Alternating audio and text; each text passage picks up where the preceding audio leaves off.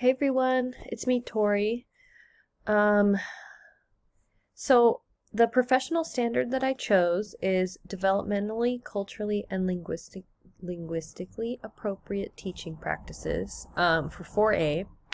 Understand and demonstrate positive, caring, supportive relationships and interactions as the foundation of early childhood educators' work with young children. The recommended practice, I chose L1 because I felt like they fit together pretty well. Leaders create a culture and a climate in which practitioners feel a sense of belonging and want to support the organization's mission and goals.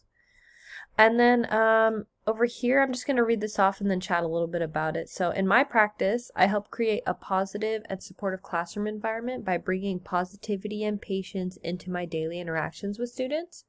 And since many of my students are nonverbal, I have had to learn their individual communication styles, their behaviors, their cues, so that they feel understood.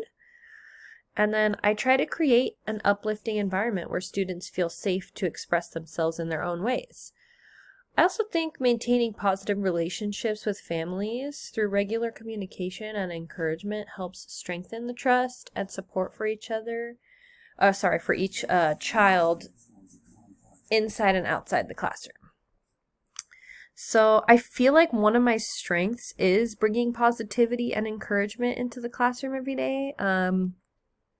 We're all human, but I feel like in this role, I've seen a lot of instructional aides. I'm sorry, I didn't even mention I'm an instructional aide for paraprofessional for special education. And I've been in many different classrooms. Right now I'm in a mod severe classroom, so that means that a lot of my students need more support. There's a lot of adults in our room. But basically, I have seen a lot of instructional aides just yell at the kids a lot.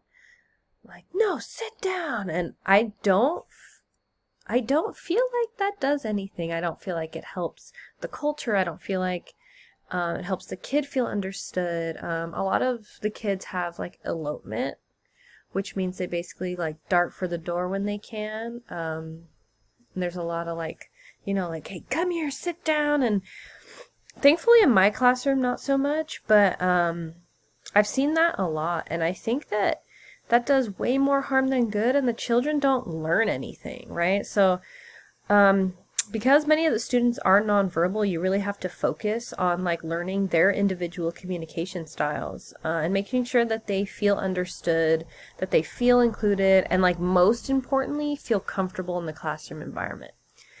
And I also think it helps a lot to have positive relationships with the families because the kids see that too. And even though they can't directly tell you how it makes them feel, I think any child would appreciate a team of people working together for them. So overall, I think students learn best when they feel safe, supported, and genuinely cared about. Anyway, that is my crosswalk. Thank you!